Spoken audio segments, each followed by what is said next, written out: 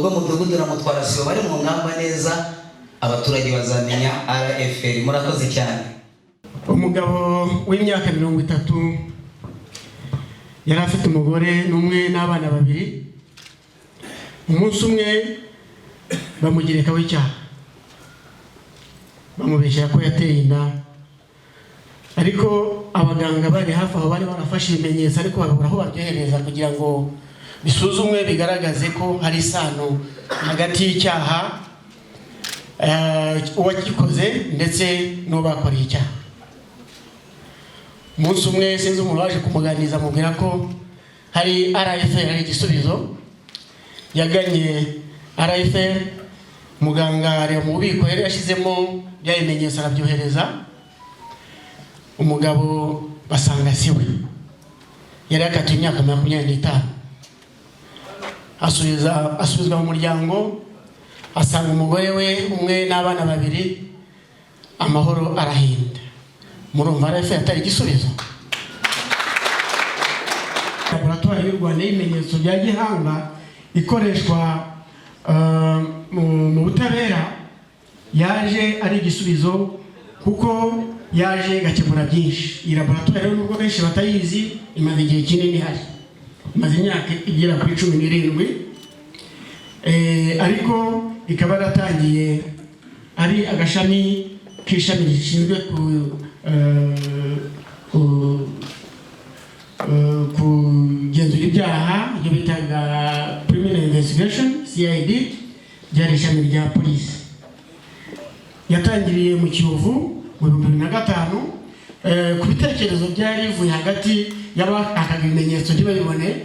Urwego rwa polisi RNP yari mu Kiyovu hafi ya hoteli nshya cyangwa na Karisimbi Hotel niyo yarije. Murakoze nyakubahwa Deje, Twabanabakiza Jean Claude, Visi Meshinzwe iterambere ry'ubukungu mu karere ka Nyabihu. Mu by'ukuri ibyinshi byagiye binasobanuka kandi twagiye dusobanukirwa mu buryo bwose bushoboka, kuko hari byinshi twari tuzi kandi natwe tubana n'abaturage. Hari nk'icyo munavuze mutanga urugero ku murambo ushobora gukurwa mu mazi, rero ugasanga abantu bashobora kuvuga bati yiyahuye bagashyingura batyo, ariko nanjye bitumye numva noneho birenzeho akamaro ka autopsy, kuko ashobora kuba n'ibindi byabanjirije kugira ngo ajye mu mazi.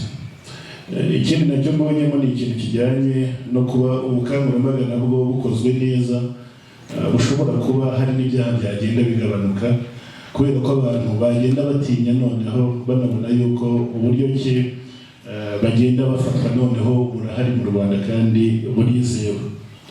Nkumva igitekerezo nashaka gutanga nk'abantu tubana n'abaturage mu nzego z'ibanze, haramutse hateguwe inyandiko ngufi isobanutse ku buryo twese yatworohera mu kuyumva, ikajya idufasha gukora ubukangurambaga mu baturage tuyobora, byafasha. Nkumva natanga igitekerezo kuri icyo kijyanye n'iyo nyandiko nayo yafasha abantu gukora ubukangurambaga. Murakoze, ndabashimye. Mu by'ukuri nabanza nshime ku bijyanye n'ubukangurambaga, nibwira ko ari ubwa mbere bukozwe mu buryo nk'ubu, ndabishimiye cyane, nabikunze. Icya kabiri, nagira ngo ngaruke ku bijyanye, hari ibyo mutatubwiye ku bijyanye n'ibiciro bijyanye n'izi serivisi, ko kenshi twebwe duhura n'abaturage, hari n'abaturage twohereza kuri Rwanda Forensic Laboratory benshi cyane. Ahandi duhura nabo ni muri Isange mu bahohotewe. Hari ibibazo bibiri abaturage batubaza kandi tubona ari imbogamizi, ibijyanye n'ibiciro biri hejuru, kandi wumva impamvu zabo kumva zifite ishingiro. Reka ntange urugero ku bijyanye n'imanza za recherche de paternité zishakisha ababyeyi. Mu by'ukuri urukiko navuga ku ijanisha riri hejuru, byenda nubwo ntanabikorera ubushakashatsi. Kenshi inkiko kuri izi manza z'abantu bahakana ababyeyi bakunda guteka yuko hakoreshwa ADN, kandi ADN ugomba kuyishura ni wa wundi twita watanze ikirego, ubwo ni umugore cyangwa se igitsina gore uwo wabyaye. Kenshi nawe aba agiye gutanga ikirego kubera yuko atabona uburenganzira bwe kuri wa wundi wamubyariye.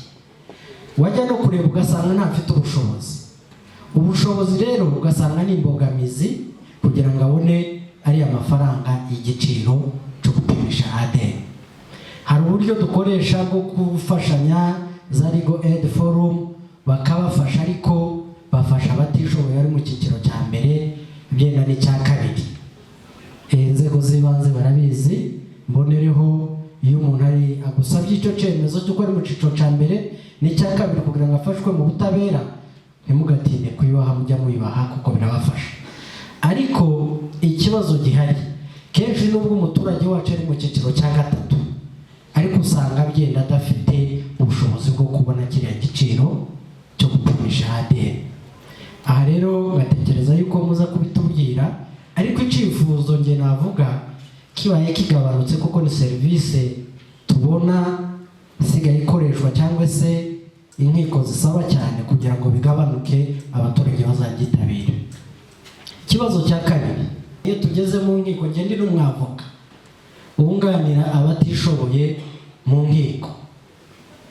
Hari kese kenshi nkunda kujya kuri partie civile kuko twebwe tuba turegera indishi muri ba bantu bahohotewe, ariko usanga iyo umushinjacyaha ari gushinja wa muntu ukekwaho icyaha cyo gusambanya umwana, kenshi abavoka bakunda kubaza ese ni ibihe bimenyetso mwafashe muhuza bituma muhuza uyu wakoze icyaha cyangwa se ukekwaho icyaha na sample yafashwe kuri victim. Aha rero bitugaragariza iki? Tugaragariza yuko kenshi sample zifatwa ni kuri victime gusa, ariko kuri wa wundi ukekwa preveni badakunda gufata sample. Aha rero twumva ni imbogamizi cyane nkanjye uhagarariye cyangwa se uwunganira abatishoboye cyangwa se abandi ba victime, dusanga yuko rwose sample ku ruhande yaba ari uwahohotewe na victime zose zigomba kujya zifatwa kandi zikabikwa neza. Murakoze. Nitwa Theogene Somana, muri inama mpagarariye ubushinjacyaha ndi procureur kuri kigo gisumbuye rwa Rubavu, nkaba mpagarariye nyine ubushinjacyaha ku rwego. Ndatangira nshimira DG wa Rwanda Forensic Laboratory cyane cyane ko njya kuza hano naganira na bagenzi banjye bandumye kubashimira ko ibisubizo bisigaye byiza byihuse cyane. Nyakubahwa rero, ariko no mu kazi dukora hari challenge nshaka kubasharinga kugira ngo nyine dukomeze tunoze imikorere. Ndatangira cyane cyane kuri violence criminelle, biriya byaha byo gusambanya abana. Dukunze guhura n'ikibazo cy'abana baba batebaruje ku buryo nk'abana bafite imyaka 17, 18, 16, 17 gutyo, mu by'ukuri abatangiye gukura ku bitamo tandukanye n'umwana ufite imyaka 18. Ariko iyo tugiye kwaka ibyangombwa mu mirenge kubera umwana utaribaruje nyine ntibigaragara, bikaba byatera confusion kumenya niba ari mukuru cyangwa se akiri yarakuze cyangwa akiri umwana. Ariko mugeze gukomaza yuko hari ukuntu ushobora gupima amagufa y'umuntu wapfuye ukamenya igihe yapfiriye. Ndagira ngo mbabaze niba mu buhanga mufite mutadufasha n'icyo kintu mugapima umwana noneho mukurikije wenda izo ubuhanga bwanyu, nisinzi na mwapima amaraso cyangwa ikindi cyose mwapima, mukabona none mwadufasha kumenya igihe umwana yavukiye, mugakora iyo confusion. Murakoze nyakubahwa DG. Turimo turabikoraho. Nibagiye kubabwira ko mu bukangurambaga menya RFN iki ni icyiciro cya mbere cyahariwe abayobozi. Hari ikindi rero icyiciro tuzakurikizaho kizamara amezi 3 kwegera abaturage.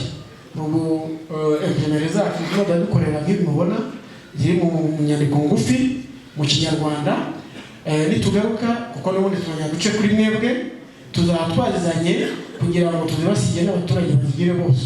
Ibi rwose byateganijwe mu nyandiko ngufi zisobanura ibikorwa byacu ku buryo zizaba ziri ahantu hirya no hino hose mu gihugu. Twaze kubizana ubu ngubu twagira ngo tubanze nibuze tugere ku musogongero w'ibikorwa, tuganire tumenye icyo abantu bifuza, niba nicyo twanakongeramo icyo cyongerwemo, ariko barimo barabikoraho. Kuryo kumenya umuntu ukamenya imyaka y'umuntu nawe ntibakibajije. Yego, nagira ngo nifashishe abahanga, icyo nacyo rwose nagira ngo director Pascal mumuhe microphone adufashe. Iyo keza numva ntarahura nayo, yenda ashobora kuba yarahuye nayo. Nitwa Superintendent of Police Pascal Kawugirije, nkaba ndi director wa DNR. Ikibazo bajije cy'uko bashobora kutuzanira abana tukamenya igihe bavukiye dukoresheje ADN, ngira ngo ntabwo bikorwa, n'ahantu ukoze ubushakashatsi ntabwo dushobora kubibona. Niyo mpamvu dutuma ibyangombwa kugira ngo niba mukeneye information kuri dosiye yose n'igihe abana bavukiye tube twabisize kuri raporo. Murakoze. Muri AFR hari serivisi nyinshi zimaze kwitabirwa n'amahanga, ubwo ndaza kuzivuga zose. Serivisi y'uturemangingo ndangasano, ibihugu bigera ku 10 byose birayisaba. Serivisi zo kupima inyandiko mpimbano cyangwa se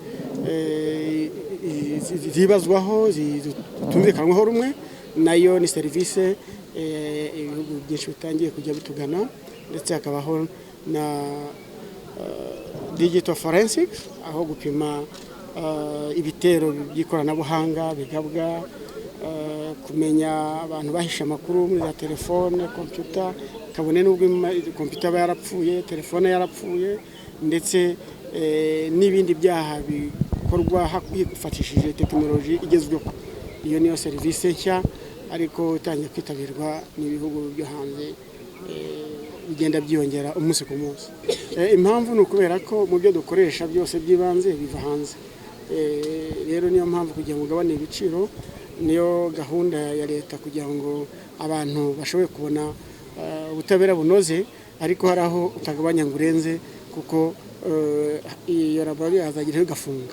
Niyo mpamvu rero tuzakomeza turebere hamwe n'inzego zitureberera turebe ukuntu ibiciro bitazamuka cyane, ariko tumenye ko umunyarwanda ku isonga abonye serivisi nziza, ubutabera bukomeze kunurwa mu Rwanda. Murakoze cyane, ngira ngo nkuko mubivuze, laboratoire y'u Rwanda y'ibimenyetso bishingiye ku bumenyi n'ubuhanga bikoreshwa mu butabera, intara y'Uburengerazuba twari dusanzwe tuyizi, kandi hari n'ubufasha yari isanzwe iduha ku bibazo bitandukanye byagaragaraga mu ntara y'Uburengerazuba.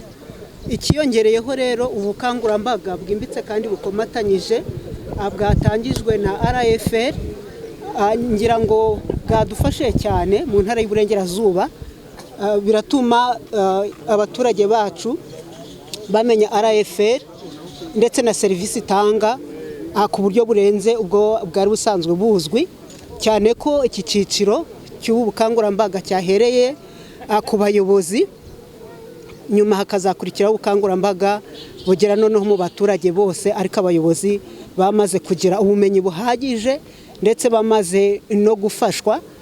Ngira ngo ni amahirwe adasanzwe mu ntara yacu kuba twahujwe turi ibyiciro bitandukanye. Mwabonye ba executive b'imirenge, mwabonye abagenzacyaha, mwabonye abashinjacyaha, mwabonye ba maje, abakozi ba Minegist. Uru ni urugero rw'ibishoboka rero ko nidufatanya n'abaturage amakuru azabageraho vuba, kandi serivisi nziza inoze cyangwa se ubutabera bufite ireme kandi bwuzuye, tukaba twizeye tudashidikanya ko buzagera ku baturage bacu b'intara y'Uburengerazuba.